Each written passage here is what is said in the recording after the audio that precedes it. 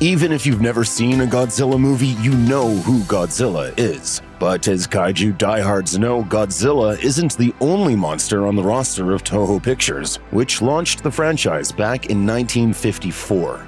Let's head to Monster Island and explore some of Godzilla's less-known friends and foes. A perennial background player in Toho's kaiju films for more than a half-century, Manda's long, serpentine body and facial horns and barbs suggest a connection to Japanese sea dragons of mythology and folklore. Manda's screen debut came in 1963's Yetrigar, but the snaky beast kept largely off-screen until the film's final third, where it tangled underwater with the flying submarine Godzilla. Yetrigar is essentially Manda's most substantial film role. However, a land-dwelling, physically restructured version of the sea creature popped up 5 years later in the 1968 kaiju rally Destroy All Monsters, where it laid waste to London before teaming with Godzilla to tackle New York City. Manda was then featured in an extended cameo in 2004's Godzilla Final Wars, where it again battled the Gotengo before finding itself on the wrong end of a laser cannon. Though always the bridesmaid on film, Manda enjoyed more substantive appearances in numerous Godzilla-related video games and comic books, including IDW's Godzilla Rulers of Earth. Ebirah was a colossal crustacean that guarded a South Pacific island in 1966's Godzilla vs. the Sea Monster, which was originally issued in Japan as Ebirah, Horror of the Deep.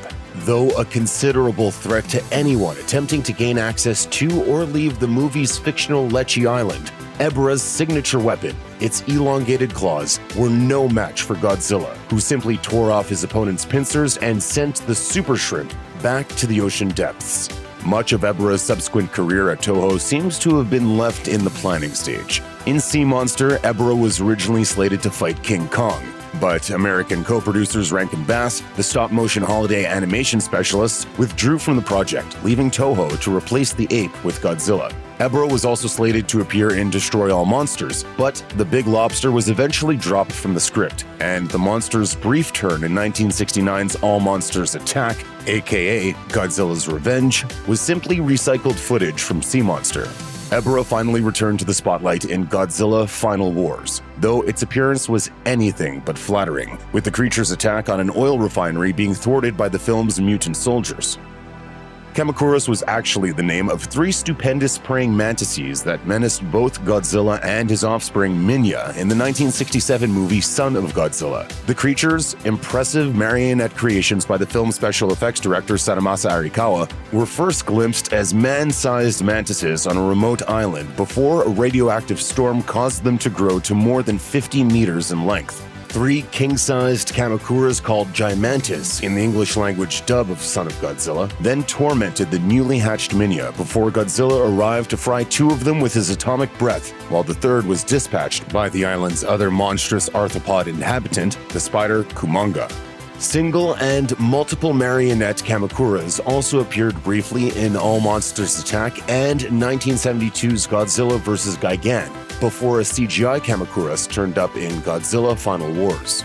In this film, the creature was seen to possess the same camouflage abilities as real-life mantises. Not that it helped Kamacuras, as the insect was quickly sussed out by Godzilla and skewered on a transmission tower.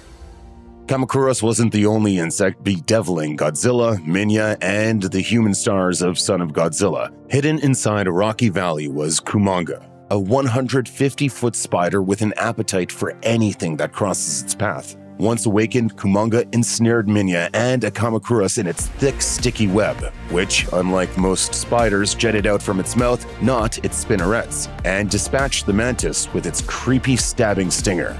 Minya appeared next on the menu, until Godzilla came to the rescue. The ensuing brawl was one of the film's best displays of special effects, and undoubtedly one of its most challenging, as the Kumonga marionette required 2 to 3 technicians to operate the wires on each of its 8 legs. Eventually, a combined blast of atomic breath from father and son brought down the spider, but it, or a close relative, was back in 1968 for Destroy All Monsters, where it teamed with Mothra to coat King Ghidorah in webbing during the film's concluding battle royale. Kumonga's final screen appearance to date was in Godzilla Final Wars, where it displayed a new talent, a web that expanded from a single strand to a net. This did little to stop Godzilla, who simply grabbed hold of Kumonga's web and hurled him out of sight. One of the hardest working monsters in Toho's stable of kaiju, the burrowing, flame ray-breathing dinosaur, Baragon, has appeared in numerous features and television series over the past half-century, though it's been incognito for some of those turns. Baragon made its debut in 1966's Frankenstein vs. Baragon, or Frankenstein Conquers the World as it's known in the States. The monster served as a replacement for Godzilla, who was initially intended to face off against Toho's take on Frankenstein's monster before production changes necessitated a change-up.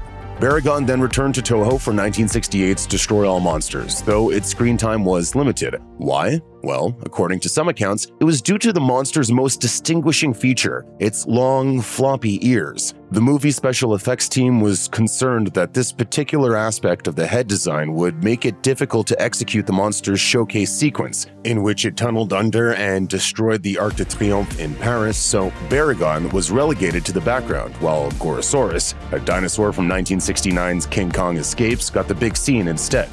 In the ensuing decades, Baragon remained a popular figure in countless Godzilla-related manga, novels, and video games, but it wouldn't return to feature work until 2001, when the creature helped to defend Japan against a rampaging Godzilla in Giant Monsters' all-out attack. Gabara is the Nelson Muntz of Toho's roster of monsters, a mean-spirited bully with a distinctive mocking laugh and a penchant for pounding on smaller creatures. Are you alright, man? I think so. How about now? Gabara is featured in just one film, the truly eccentric All Monsters Attack, aka Godzilla's Revenge, and even that's not 100% real. As it turns out, he was part of a daydream about Monster Island concocted by the film's protagonist, a young boy named Ichiro. A latchkey kid plagued by a grade school goon he nicknames Gabara, Ichiro escapes from reality by imagining himself on Monster Island, where he's befriended by Godzilla's offspring, Minya. The pint-sized kaiju also has to contend with its own tormentor, similarly named Gabara, who is a reptilian amphibian jerk of a monster with the ability to transmit an electric shock to his victims. With Ichiro's help and some tough love encouragement from Godzilla, Minya is able to best Gabara, which gives Ichiro the strength to take down his own Gabara back in the real world. As Godzilla grew in power to a seemingly indestructible force of nature, some of his on-screen opponents tapped into his incredible mutated biology in order to create a means of defeating the creature. As a result, several monsters have been directly spawned from Godzilla's cellular structure. For example, there's the colossal plant monster Biollante in Godzilla vs. Biollante, the extraterrestrial clone Space Godzilla in Godzilla vs. Space Godzilla, and Orga, a creature formed from DNA data stolen by alien invaders in Godzilla 2000 Millennium. In that latter film, the overly complicated premise involves extraterrestrial visitors known as the Millennians that see Godzilla's regenerative properties as the key to adapting to Earth's environment and, eventually, overtaking the planet. The absorption of Godzilla's DNA allows the aliens to combine their form into a single towering squid creature, which then undergoes a mutation into a hideously deformed replica of Godzilla called Orga. Since it possesses both Godzilla's strength and indestructibility, the new creature is able to not only fend off the king of the monsters, but also grow large enough to attempt to swallow his opponent. This proves to be a fatal mistake for Orga, who's blown to smithereens when Godzilla unleashes a nuclear pulse from inside his maw. Toho's giant monster films began to falter at the box office during the 1970s, due in part to the wealth of science fiction and fantasy series on television like Ultraman. So moving its own fantasy and sci-fi titles to TV was the next logical step, and in 1973, the studio introduced the world to Zone Fighter. Hewing to the template established by Ultraman and other series, Zone Fighter's heroic family of aliens battled an army of terror beasts, which involved one character morphing into the show's titular champion, the colossal Zone Fighter. And when things got tough, he would get an occasional assist from Godzilla. The king of the monsters made his series debut in the 4th episode and would return for 4 additional episodes. Zone Fighter also featured 2 guest villain shots by King Ghidorah, though surprisingly, the Space Dragon didn't fight Godzilla in either episode. Not that Zone Fighter really needed his help. If the name of this giant man-beast isn't ringing a bell, that's because it never appeared in a Godzilla movie. Yetrigar was featured in Marvel Comics' Godzilla King of the Monsters comic book, which ran from 1977 to 1979. And during the series' 24-issue run, writer Doug Munch and celebrated Incredible Hulk artist Herb Trimpe created an entirely new universe for the radioactive monster to trample, complete with a fresh, terrifying rogues gallery. Some of Godzilla's comic book opponents came from Marvel's existing bullpen. Godzilla battled the Avengers, the Fantastic Four, Spider-Man, and even Devil Dinosaur and Moon Boy over the course of the series. Others, however, were created specifically for the title, like Yetrigar, a Sasquatch-styled behemoth freed from an icy tomb in Canada by atomic testing, which also boosted his height to over 100 feet. Godzilla battled the monster over the course of 2 issues before it was defeated in a climactic battle deep inside the Grand Canyon, but that wasn't the end of Yetrigar's Marvel run. The hairy creature would tangle with both the Avengers and the West Coast Avengers before being transported to the super-secret, maximum security prison known as the Vault, where he apparently sits, biding his time to this day. The 2007 video game Godzilla Unleashed offered players their choice of more than 20 of Toho's monsters to take control of for the sake of, well, unleashing chaos. The developers also padded out the game's roster of classic creatures with 2 new entities designed specifically for the game itself.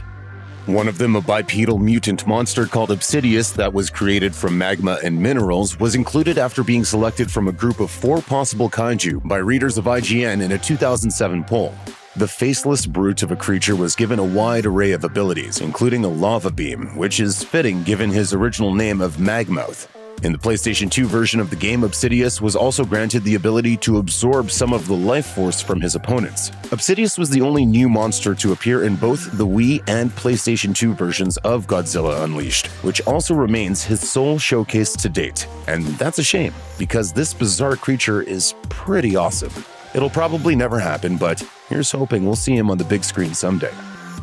Perhaps the best thing to come from the much-maligned 1998 Godzilla movie was Godzilla the Series, an animated sci-fi adventure that ran for 40 episodes between 1998 and 2001. The show's Godzilla, the sole surviving offspring of the one featured in the TriStar film, was closer in both temperament and ability to the Toho kaiju, possessing both an aggressive attitude and the ability to spew a fiery atomic breath. The show also featured an impressive array of beasts for the junior Godzilla to fight, including the Loch Ness Monster, the Aztec feathered serpent Quetzalcoatl, and numerous mutated creatures including giant squid, rats, bees, worms, snakes, bats, jellyfish, lizards of all types, and even a king-size hummingbird that could spit acid.